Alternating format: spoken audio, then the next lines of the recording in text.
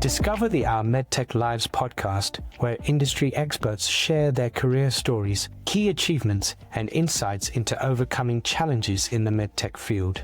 Hosted by Zilko Rima and Kash Ikram.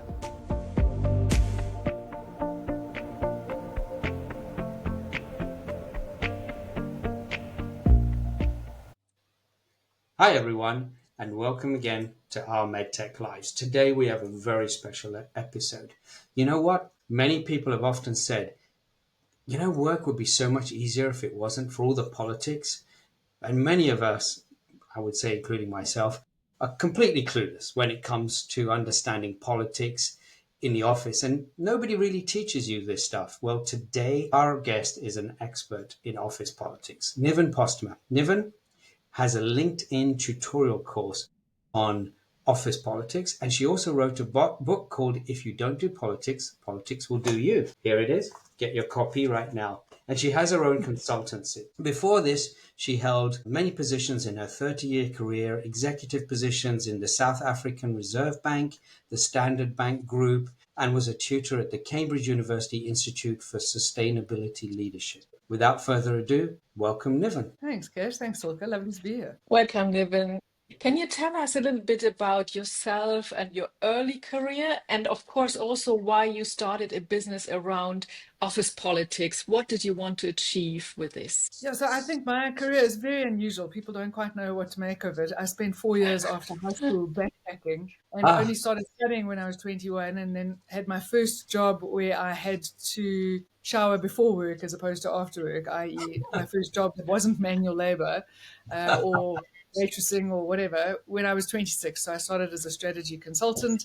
Mm-hmm. And actually didn't realize quite how fortunate I was in my career, because I had all manner of incredible opportunities and very senior opportunities very quickly. And I think that was both a blessing and a curse. Mm-hmm. Certainly the shadow side of being given so many opportunities so quickly and doing so well in them is that I didn't actually have to learn the hard stuff around politics. It took me a lot longer to learn it because I'd really had only success and support up until the point where I did learn it. And when I learned it and there was no going back, because it was a position where my being let go was positioned as you're being let go.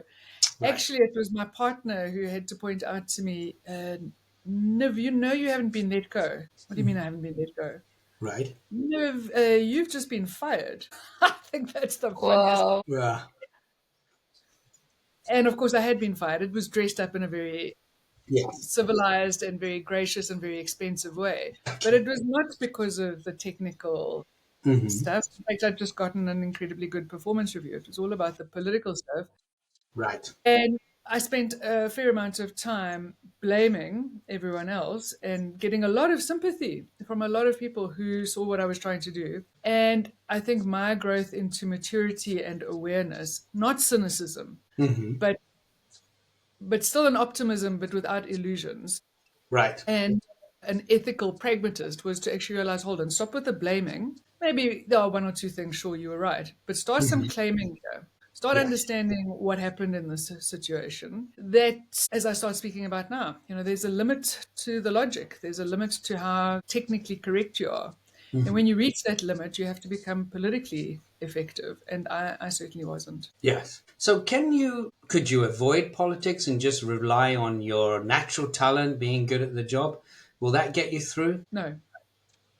Next question. No, you can't. You just can't. No. I mean, sometimes if I have a workshop or a session, it's almost as though if I cut my ear, I can hear sounds of hearts breaking. Yes. Of people thinking, no, but I thought there'd be a place where I could find eventually, I don't know how, I don't know where, but I could find this place where I just don't have to deal with politics. And I have to tell them, look, there's 5 myths of office politics that I've articulated. I wrote about them for the Harvard Business Review about 5 years ago. And it's now, that article's being brought out in a special issue in November, because those myths are still myths, but they're still myths that are wrong, but still universal and prevalent. And the second myth is that you can escape this stuff. No, you can find a different form of politics, a different degree of politics, sure.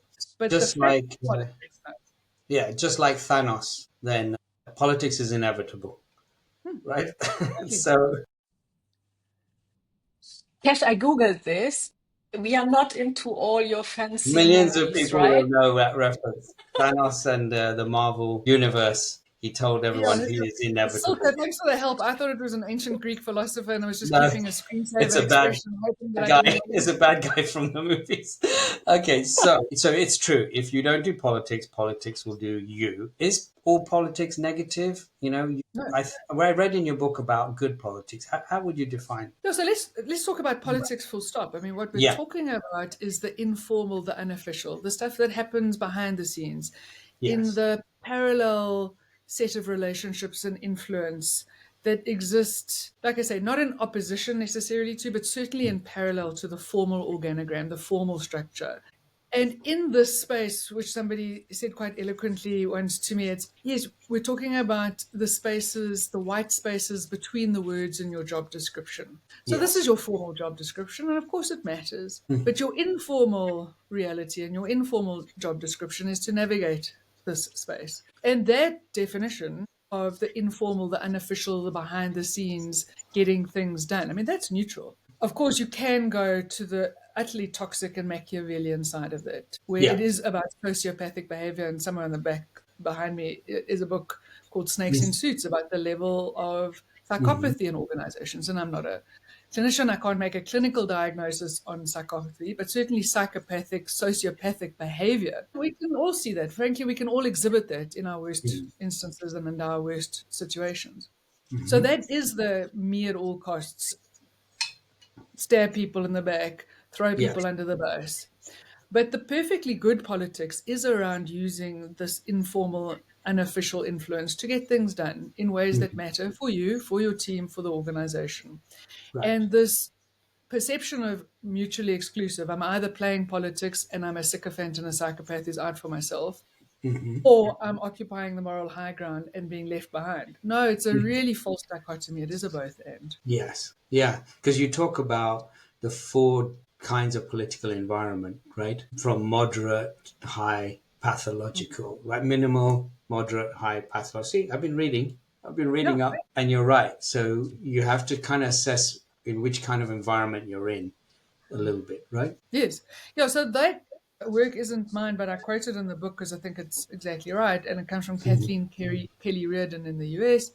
organizational psychologist. Minimally politicized environments, pretty much what you see is what you get. The formal and the informal are very close to each other. The in group and the out group are not massively marked. The decisions get taken in the meetings rather than before the meetings or after the meetings. The Right. amount of socializing of your ideas, sure, it's there, but it's minimal. Generally, things get taken at face value and on the technical value. And then slowly you move up to moderately politicized environments and then highly politicized environments. And I say that Mhm. these are on the spectrum of normal. Highly politicized environments, if you're in a large organization, a complex organization, an organization where people have been there for many years, and for sure, a matrixed organization, you are talking a highly politicized organization. The nature of those politics, okay, that's a separate conversation. They can be good, they can be bad, but you are Yeah. entering a highly politicized organization. These are normal. Yeah. What's not normal is the pathologically politicized environment that both Right. she and I call toxic. And toxic is when you actually need to run like hell. Yes. Because there's no amount of rolling up your sleeves, developing your political will, developing your political skill that's going to help you. Because essentially, frankly, you're in an abusive relationship, and these things very seldom end well. Yeah. And actually, in my experience, I mean, some of the stories I've heard over the years are enough to make you weep for a week. What Yeah. truly toxic environments can do to people's competence and confidence. And I think Yeah. toxic is a word that's overused and too lightly and too casually used. A Yeah. truly toxic environment is a breed apart. Yeah. And also, what I see about toxicity is always when you look at LinkedIn, it's always the manager who's toxic. I think you can have toxic people at all levels. Absolutely. And maybe you need to do something about it when you have a toxic team member as well, right? Oh, that's such a lovely point. Yeah, absolutely. I mean, we generally think about a toxic manager and a boss that's got a lot of control over our lives. That's when I say run like hell. If you Yeah. have a toxic team member, then it is incumbent on you as the leader to recognize you've got a cancer and it's going to spread. And if you don't deal ruthlessly with that cancer, Yeah. On your head be it, because the impact on other people, both the impact of their behavior, but also that toxic person's behavior, but also the demonstration effect in you not dealing with it as a leader is Yeah. enormous. With colleagues, it's very contextual. You've Mhm. got to figure out, okay, where's the power sitting here? How can I build up alliances? Who's Yeah. got more power, this person or me? And if so, what do I do about it? But yes, it's a lovely point, Silke, that it depends where this toxicity is coming I from. can really relate to what you're saying. I was in a large corporate organization where we had a pyramidal structure, which Mm. was then in came some consultants, and then it was changed to a matrix structure.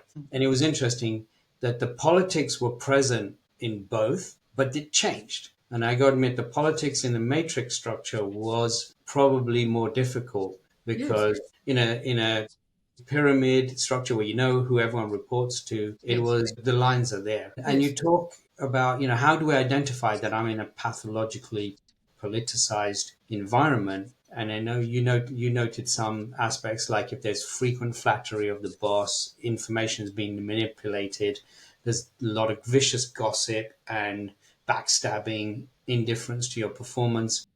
That probably is a pathologically politicized area, and you've got more examples, but I've just taken those, right? But let me ask you the question then. So we know that being politically intelligent is critical to our career.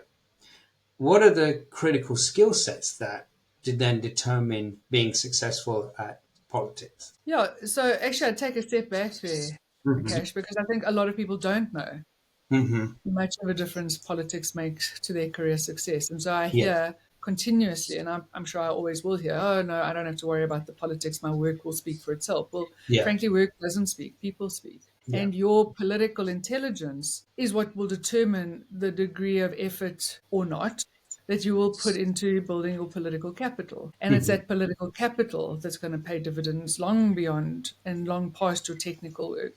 And so when people are politically intelligent and build up their political capital intentionally and strategically, they're really focusing on four things. They're focusing on their strategic relationships. So, who do they Hmm. know and who knows them?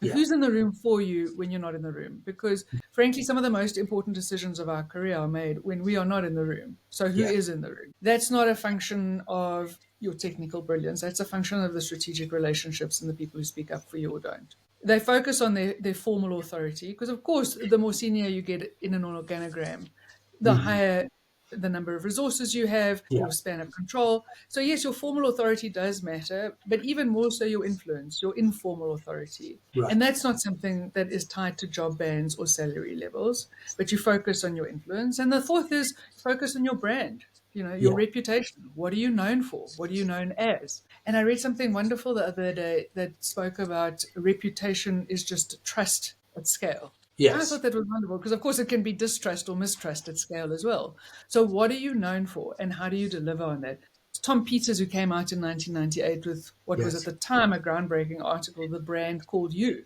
But you Yeah. are a brand in Yeah. how you show up. It's got nothing to do with font and colors and logo, it's got to do with a promise. Yes. Brand is a promise. So, what's your promise and how do you deliver on it? Yeah. Which part Niven, of the? Go you ahead. just Go sorry, ahead. he's Go just ahead. so Go ahead. Go into ahead. the book. I don't have a chance today. I see that. Go ahead. Go ahead. You mentioned, Niven, the work doesn't speak. And this is a point I was thinking about recently because I think many people of our generation are raised in a way, do your job well, and someone will see your performance, and this is creating your career. Doesn't that work at all anymore? Yeah, it is going to be interesting to see the degree to which this is or isn't a generational thing. On the one hand, we're living in the world of social media where I think self promotion to the point of narcissism seems to be endemic. So, on the one hand, you would think, okay, this is fundamentally changed for people who are growing up now. But on the other hand, I speak to young graduates, and this is still a very entrenched idea, particularly actually still for women. And so Sally Krawcheck, I read a quote of hers years ago, and I still keep seeing the truth of it, where she said the single biggest mistake she's seen women, and of course it's not true of all women, not true Hmm. only of women, but the single biggest mistake that she has seen, and I have seen women, including myself, make at work, is to treat work like school. So to think that if we put our head down and work really hard, somebody's going to notice, they're going to give us an A. And I think that that is very ingrained in a lot of people in a lot of ways still, because yes, you might be growing up in a new world, but you are being raised by parents who still believe that and give you that advice in the best possible way. So, how people claim their brand, how they do it in a way that feels contextually appropriate and personally appropriate, recognizing that I'm deliberately not using the word authentic because, frankly, Yeah. authentic is a goalpost that could and should keep moving as we Yeah. develop, as we become the next version of ourselves. That's highly personal, it's highly contextual. So, there's an opportunity cost if you don't own your brand and you don't have a promise that you seek to deliver on. There's a real opportunity cost because you can be overlooked in the way that you've just mentioned and that we've spoken about. And there's a risk if you are too much about your own brand in a corporate structure, particularly. I mean, I've seen this play out where there was some pushback to more than a few people. Hold on a second, you're an employee first and your own Yeah. brand second. And you Right. seem to be forgetting that. So it hugely depends on what you want, what you are prepared to not just be comfortable with, but become comfortable with, and where Yeah. you're doing it. And now that there are so many candidates on the market because of all the mass layoffs, do you have Yeah. an advice for these people when they are on the market and not in a corporate structure? Yeah. So I have read a lot of stuff around the power of a personal brand being exponentially greater than the power of a corporate brand. So, you look at the individuals that we follow in the world, their personal brand, I mean, we can all think of our own favorite examples. Their personal brand is considerably more than the value of the corporate brand. So the first thing is to actually be aware of this. And as with most things, I think understanding and developing a skill, a brand, political intelligence, whatever it is, I think there's kind of a three-stage process. The first one is awareness, to Yeah. actually understand that this stuff matters. And most people don't understand that this matters because you're Mhm. used to being a number on a payroll, you're used to being a box on an organogram. Yes. Understand how important this is, understand how valuable it is, and particularly at this point where you've got the opportunity to build a brand. Then I think the second thing is once you understand this and accept it, to assess yourself. And there's lots of tools out there. I mean, if you go on to Dent, they have a very interesting accelerator program around key people of influence. Yes. Okay, so how is your brand doing? To what degree could you be seen as a key person of influence in your sphere? And Yes. then knowing where you are and how big or how small that gap is, well, then start to take action. All right, well, is the gap a gaping chasm, in which case I need to really roll up my sleeves? Or actually, there are a few tweaks that I can start to make where I can understand what it is I want to stand for and start building who I am and how I project myself around that intentionally and strategically. So, yeah, Yeah. I think that's always useful awareness, assessment, action. So Silka, what's my brand? Okay. You are Mr. Robot, I think. You became Mr. Robot. And this is exactly where I struggle because I just did a post about it. I think it's very easy to see someone spend so many years in robotics or so many years in cardiology. But you can also say my experience is in building businesses, in startups, no matter what the product is. And I see that this is much more difficult to build, Yeah. this brand. But also, you kind of want to be seen as reliable, someone who delivers, someone who meets their commitments on time. There's a number of factors that play into what is your personal brand that is important to the people who are in the room when you're not in the room, right? As Yes. Niven. When Yeah. you are Mm. coming back to this situation, you are on the market Yeah. and you didn't care about politics before, you had your Yeah. job, you had a good career, but suddenly you find yourself on the market and you never cared about politics and personal branding. Is that too late to start when you are looking for a job, or is it still possible? Yeah, it's not ideal because Mm. it's not ideal unless you see the time and the space that you're in as an opportunity for reinvention. And Mhm. you see this as actually quite exciting. Okay, who do I get to be? And I Yes. think often when we're in a space of looking for a new job, especially if it's unexpected, there can be a degree of panic and introspection and concern. Okay, I've got to be successful, I've got to be marketable, I've got to be out there. And I think the moment we're in I've got to space, we Mhm. can and do shut down the sense of possibility here. And so I think it depends what prompted you to get onto the job market. If it was a push and Yeah. you've left under circumstances you didn't want to, and you're still dealing with the shock and the sense of competence and confidence knock that will do, it's not too late, but you're probably starting from a lower base because you're still reeling, frankly, a little bit like, what the hell just happened here? Who am I? But if you are in a space where it's more of a pull, I want to reinvent myself, I want to figure out who I am and what I get to do next, then it's also not too late. But you're starting from a higher base of competence and confidence, I think.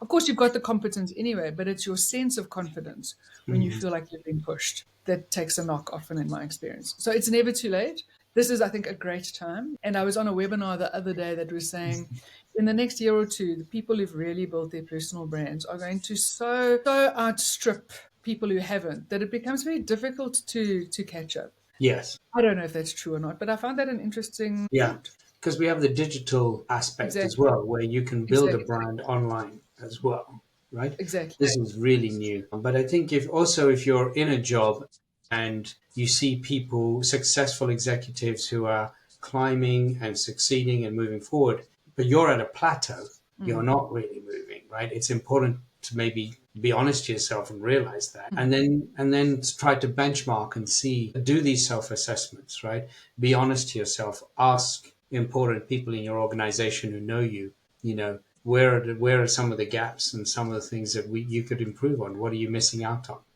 Are you doing Yeah, great? and Yeah. I would absolutely say that, look, you may have to go through the same awareness that I had to go through. So I was very allergic to social media and being on LinkedIn for the longest time. The narcissism and the humble bragging and the Yeah. self-promotion, do Yeah. me a favor. And of course, that's an extreme. I mean, of Yeah. course, that can exist. Yeah. But at the other extreme is the mistaken belief or not understanding that invisible contributions have no political value, have no branding value. They may Right. have moral value and spiritual value, and these are not insignificant things. But particularly if you're wanting to reinvent yourself, not only, but particularly, then invisible contributions have no value. Yes. And I had to really, same as with Aristotle's virtue theory, between Right. these two vices, there's a virtue. So, what's the virtue of who I am, what I know, the messenger as much as the message, and how do I spread it in a world that I think needs to hear what I have to say, seems to value what I have to say, in a way that I enjoy, as opposed to grit my teeth, here I go out flogging myself again. Mm. And I think it's not easy when you are in the job to find the right balance between Yes, personal branding and being an yes, employee, right? I think a company could also say, hey, stop, right? You are representing us. exactly. No, I've definitely seen that. That can be taken too far, as with any good thing, too much of a good thing. It can be a real political risk. So, Yes. absolutely, you've got to understand the context you're in, why you're doing this, to what end, and is it with an eye on your next job and positioning yourself for that, or is it about making yourself as effective and visible in your current job? And then the answers as to how do you do that are probably going to vary. Yeah. Let's talk about that, because let's say I'm sitting here now and I've realized, okay, I need to work on this, right? And there are things that I want to achieve. I have lots of wishes that I want to, but what's important, and you point out on your course on LinkedIn, is that there's a big difference between wishes and goals. Could you elaborate a little bit on that for us? Yeah, there's a passivity and resignation, and at worst, almost a victim mentality. When I wish I could get on better with my boss. I wish I Yeah. could get a promotion. Okay, well, good for you. Yeah. Good luck with that. Whereas a goal is getting far more specific. I want to be able to have more constructive conversations with my boss in order to be able to achieve this. I Right. want to have a promotion within the next 6 months, a year, and this is what success will look like, and this is why it matters to me. And then with a much more clearly stated intention. I mean, this is not rocket science, but it's amazing Right. how many times we fall into that trap of passivity and hope and wishing. Okay, so then what's it going to take? If that's what success looks like in the future, how do I backcast from that? How do I reverse engineer? What are some of the things I'm going to need to start doing, stop doing, change doing? What are the things, who are the people particularly that I'm going to need? Because so many of the things that most matter to us are not individual endeavors, You've got to build up an alliance. And then there's also a very important and very valuable exercise that I only recently came across. It's not in the book, but Yeah. your personal boardroom. So people can Google it, your personal boardroom, started by two women on a career break, actually both academics, I seem to remember from their LinkedIn profile. Who's in your boardroom? Who are the people that are giving you information? So those are 4 roles that you need. Who are the people that are giving you developmental support? There's 4 roles around that. And then most importantly, from a political point of view, who are the people that are giving you power, power support, the sponsors, the connectors, the influencers? I find it a very useful exercise because people say build your network, build your relationships. Okay, where, how? And of course, I've got some examples in the book of what to do and where to do it. But I found that exercise a very valuable one. If I write a second edition of the book, I'll include it. Yeah, I think that's amazing. I also, the exercise that I really liked in your book is, what are the 4 political types, right? Winner, martyr, sociopath, dimwit, and working out which one I was, right? And I think I've been all at some point in my career. It's not like you are one type all the time. Yes, right? yes. Perhaps explain to people, the 4 types. Yeah. So, yeah, and I would say it's not just a dimwit. I'd say it's a dimwit with a capital F. And I have been there as well, let me tell you. Yes. This is about why I like this model is, well, first of all, again, let's take a step back. All models are wrong. Right. All models are wrong because they're reductions and they're simplifications of complexity. Yes. So all models are wrong, but some are useful. And the reason I think this one is useful is because it thinks about both your personal goals, who you want as a person beyond the professional persona and obligations and aspirations. So what matters to you as a person, but also what matters to you in your role in the business that for most of us we choose to be in. None of us are indentured servitude or people of indentured servitude. So that's the first thing. And the second thing is it's about your behavior. It's not about your values, your ethics. I mean, these are, sure, what drives us at the root of who we are. But I can only guess at your behaviors guess at your values through your behavior. So your behavior is what I'm seeing. Your behavior is what you can control. Do more of, do less of, whatever. And if your behavior is such that you are neither helping your own goals or the business's goals, well, then you are the dimwit with a capital F and been there, done that. Had all kinds of justifications, all kinds of rationalizations and defenses for it, whatever. The point is, how I was behaving was not going to end well, and it didn't. Then if it's all about your goals, and really good luck to anybody else who gets in your way, that is sociopathic behavior. Right. And sure, different stresses, different contexts can bring out the worst in us. So you're not a sociopath necessarily, but that is sociopathic behavior. Martyr-like behavior, all about everyone else. And I mean, the stories that I've heard of people dying at their desk, people thinking that their colleagues were irreplaceable. Well, they weren't irreplaceable. They were replaced in a few weeks. And so anything and everything in their life took a back seat to work. Look, if this is your choice, this is your choice. But in my experience, a lot of people don't consciously make that choice. They suddenly wake up one day and, when the hell did I turn into a martyr? I thought I was a hero. I'm not. I'm a martyr. Yes. And then the sweet spot is the both end. You are in a spot that matters. You are in a place that matters to achieve things that matter in a life that matters. So how are you managing both? Amazing. So imagine someone listens to this podcast and thinks, I never did it. Now I start doing it. But I think it cannot be a one-day project. So how do I integrate political smartness into my everyday work life? So I think, again, for me, there's 4 things. The one is to start with your political will. So as people read my article, You Can't Sit Out Office Politics. This is the one from Harvard Business Review that's coming out again in November. Because if you don't have political will, you're absolutely right, Silke. This is a thing that can take years to develop.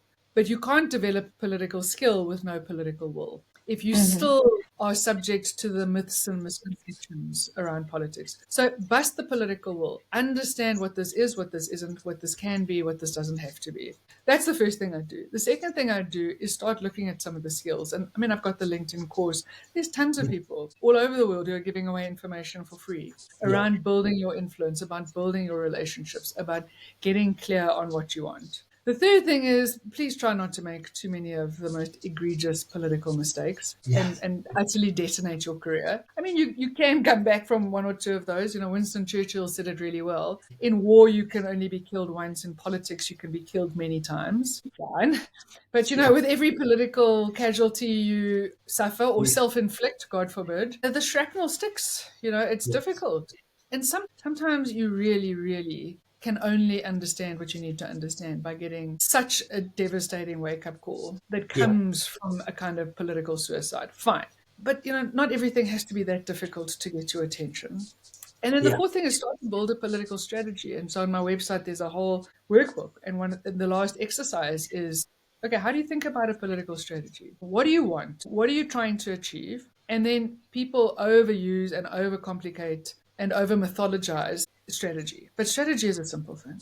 It's not a simple thing to develop, but it is a simple concept. How? How are you going to give yourself the best chance in the context that you're in, with the competition that you're up against, with the things that you have at your disposal, with the finite energy and resources we all have? How are you going to take yourself from where you are to where you need to be and where you want to be? So I think those are the four things. Get your will, develop your skill, avoid the political suicide, and start developing a political strategy, knowing that it's always going to change. And what if I make a mistake? Should I apologize then, or just recognizing it and move on? Or what's your advice then? Because I don't think I would be perfect at the beginning. Silke, spoiler alert, you won't be. So again, I'm sorry for breaking your heart. Yeah, there's interesting research on this. So Jeffrey Pfeffer, who also really admire, and I've got all of his books, and he's been a luminary in the field. He's very adamant that when it comes to power, the way you build power is by never admitting fault, never admitting that you're wrong. And there's a lot of evidence for that. And in my personal experience, my leadership experience, actually the right apology at the right time, particularly to somebody junior, particularly somebody who doesn't expect it, I have found can build enormous capital, precisely because it's not expected. And so, I think constantly apologizing, you start to diminish yourself in ways that are not helpful. And this can be a particular trap for women, especially in how we apologize. We apologize, it's all about us. Men, of course, apologize, but it's about, I'm sorry that situation happened. The situation that you caused, you're sorry that happened. How fascinating. How you apologize, the frequency with which you apologize, the sincerity of the apology, these things matter. And like I say, on that point, I'm at odds with how Jeffrey Pfeffer sees it. Yeah. In your book, what I love is that you've brought together so many great tools for people to do assessments and work on themselves from all different areas. It's all in one place, which is fantastic. And I think, to Silke's point, if you are between jobs, it's a great opportunity to sit down, work on yourself, rebrand yourself, set your goals, as we talked about, and then go out there and with the new you, right? With the new, not, being Machiavellian, but, just saying, okay, here are the corners I need to, smooth off. Here are the ways that I should talk. We can talk about triggers in a minute. But I'm just thinking about that boardroom. Who's in your boardroom analogy, right? It's very important to sit down and figure out who are with you and who are not with you, right? And then have a strategy around that. And then there's different types of people who are with you and different types of people who are against you, right? As well. And you classify these, right? If I recall, you got friends and allies who are on the with you side, and against you, you have your foes and adversaries, right? What recommendations would you give for dealing with these people? So again, that comes from the work of Jocelyn Davis, who's a relationship expert, and I think this is a really good model. Yes. The most important thing I think there that I took way too long to learn and understand, and so I lost all kinds of opportunities, was to recognize that, look, a friend, it's unconditional. Yes. They're always with you. So, an adversary, unconditionally against you. You're never going to convert. I like to look at the year.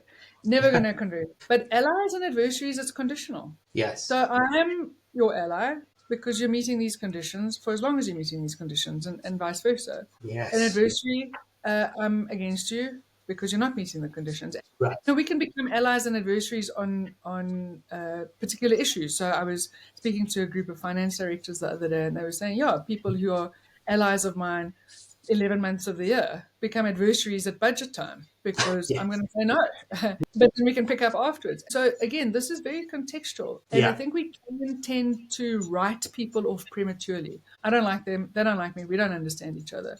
And maybe on this issue, on this particular challenge, we don't understand each other. Right. But perhaps on others, we can find each other. And actually, I think if you can, and like I say, I wish I'd learned this sooner. If I could have had far more curiosity to understand what matters to other people, it doesn't mean I can meet it, but the mere fact that I'm curious enough about it to ask Yeah. and to see if there is a way that we can meet each other somewhere, while also having the courage to know what matters to me. Because if it's always about other people, well, then you can Yes. also end up on the losing side constantly. But that courage that Stephen Covey calls win-win, courage to understand what matters to you and that you won't compromise on, and curiosity to understand what matters to other people. You know, when you can get that Venn diagram right, and you can, first of all, make people feel seen and heard, and then more times than we realize, convert an adversary to an ally. Because there's a risk with every adversary that you have. You Yes. diminish your political capital. And so sometimes you're stuck with an adversary. Look, we're just never going to see eye to eye on this. But there's a profound difference between people you don't like and people who are therefore automatically adversaries. No, you Right. might not like them, but they can be allies. Yes. And like I say, writing people off, saying, this person. Yeah. No, this person on this issue. And so where and how might I build up an alliance that could stand me in good stead? Yes. I wish You see this I in really wish I'd learned this earlier.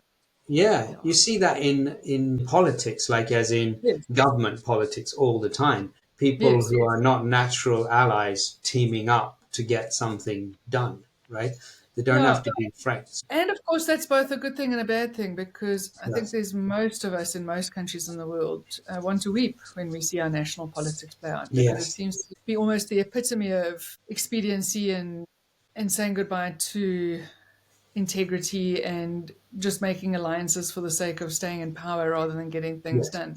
I think most of us are deeply distressed at our national politics. And so again, we tar all politics with the same brush. But political behavior is human behavior. Yeah. The form that we see in national governments leaves a lot to be desired at a time where the world is faced with so much complexity. We need more of it. That's better, and we don't have it. Exactly. But if you can realize that, hey, this person that I've classified, as a foe because I don't like them, right? Actually, if we can come together and become allies on this area, we may never get to be friends, but that Yes. being allies is a much more mutually beneficial situation going forward, and could eventually lead to having actually a respect for each other, right? Yes. You may not be Yes. going out for beers, but you can work together, right? It's a journey. Exactly. And that's redefining for some of us what the point of work is. And so when I Yeah. say allies are more useful than friends, I'm not saying don't go to work to not make. I'm here to just make. No. Yeah. If you make friends at work, what a joy, what a pleasure. Yes. But what an added bonus. It's not the point of work. The point of work is to get things done. To get Yes. things done, you need allies. Yeah. I met my wife at work. So Well, there you go. The ultimate. it's a whole nother level, right? Above friends. Niven, you mentioned several times that women do things differently, and what I experienced is either they don't do politics or they go to the other extremes, like women networks only within a company and men and excluded, like extremes. So, what would be your advice, especially for women? Yeah, so this is part of what I'm trying to understand in my PhD, right? So is that there's generally 3 levels of political maturity. Again, it's a simplified version of reality, but for the sake of simplicity, you start at stage 1, politically immature. You're naive around politics. You see them as a distraction from your job. You avoid them as much as possible. Stage 2, you realize they're not going anywhere. So you grit your teeth. You just endure them, hoping they go away. But for now, I'll play them because I have to. And then stage 3 is leveraging and proficiency. And not only am I going to get involved in them, I'm going to get involved with them well, to the point where I can actually almost even enjoy them, because I can see how these things play out and I'm going to use them to my benefit and my team's benefit. And there's a lot of research, certainly my experience as well, that most women are at stage 1. They are naive around this stuff. And most women, let me not say that, many women stay naive politicians for very long in their career. So let's be really clear. Most people are quite queasy at the mention of office politics. Unless you are a raving psychopath, there's very few people who kind of jump out of bed in the morning, I'm going to work today to play politics, So most people feel a little bit uncomfortable about it, this idea that it's just the stuff that people who aren't competent and have got nothing else to do engage in. Yeah. But the most marked and most extremely negative reactions come from women. I mean, the one article that I read, the journal article, said women find politics distasteful to the point that they find them morally repugnant. That's a hell of a thing to say. And so there's a lot of reasons for this, many of which I'm trying to understand and explore in more detail. But there is this idea that, organizations, how we define success and the culture of organizations is inherently a masculine culture. Now, a lot of men rightly would say it's the hyper masculinity of ultra competition that a lot of men don't relate to at all either, like thanks but no thanks. But particularly for women, it feels very alien. And a lot of the transactional nature of politics feels alien to women. To work with people I don't like and trust, I don't know how to do that. And then also, I suppose, particularly for women, it feels particularly unfair. But hold on, this is what you told me I needed to do, and yet there's this whole other reality. And so something that's very interesting for all of us to consider, but particularly women, is this idea that politics are only bad. Maybe it most strongly comes from those of us who are the most bad at politics, that dislike it the most, And this also talks to triggers, right? People are triggered by certain things, and then that causes a reaction. It's very important to be aware of what triggers you, right? Whether it's somebody saying a certain thing or behaving in a certain way, being duplicitous, right? Yes, absolutely. Yeah, and having a plan. I don't know if you guys have come across David, I didn't include it in the book, David Rock's SCARF model. The things that trigger us, either we go into an amygdala hijack or they soothe us. So SCARF, our status, our sense of status, and what triggers my sense of status will be different to yours, but we both care about our status. Well, we all care about our status. The C is for certainty, my sense of certainty, the degree to which that's being threatened or rewarded. A for autonomy, being threatened or rewarded. R for relatedness, my sense of connection. And F, my sense of fairness. And I think a lot of women in particular get triggered by a sense of fairness. This doesn't feel fair because I don't understand how it works. And people are telling me there's no such thing. And I can tell you something else is going on here. No one admits it. And also that sense of certainty. I thought if I just did my job, I'd be okay. Well, I am doing my job and I'm not necessarily okay. Yeah, amazing. I think that brings us to our famous last question, Silke. Do you want to? I wanted to have one before, if I may. You may. Because when I started doing political smartness integrated into my life, it seems like I think about what is the advantage to me doing it, but I think it only will be successful if it's a win-win situation. So how do I do this in a smart way, doing it as a win-win situation? Yes, and I think for a lot of people to ask and answer constantly, because of course contexts change constantly and our motivations and our actions change constantly. But why am I doing this? Why am I doing this? And of course, the reality is that a true psychopath would first of all, be very unlikely to ask that question in the first place. If I'm doing it, it's got to be right. And if they were to ask it, would probably say, because I'm doing it, so it's right.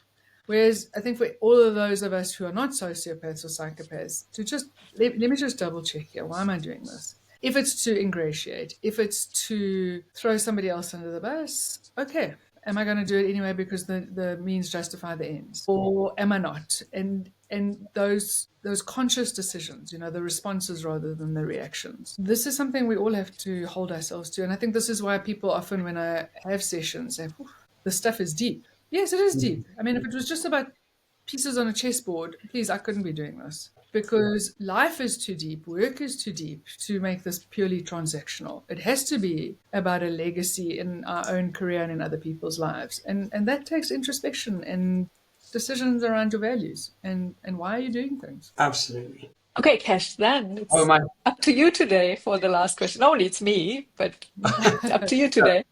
Niven, what are the 3 things that you know now that you wish you had known back when you were starting out? One, that this is not an either or, that it's not only sycophants and psychopaths that play this stuff. You can be perfectly ethical and integrous and do it well. Second of all, it makes a difference, a huge difference, not just to your career, but to the careers of the people who are counting on you. Yes. Because people who are more skilled at this stuff are themselves more engaged and have team members who are more engaged because those team members are able to be more effective because the manager's navigating the landscape. And thirdly, I wish I'd told my dad this before he died, but he said to me when I was 16, and I was a very self-righteous 16-year-old, as most 16-year-olds can be. And he said to me, Niv, it's not who you know, it's not what you know, it's who you know.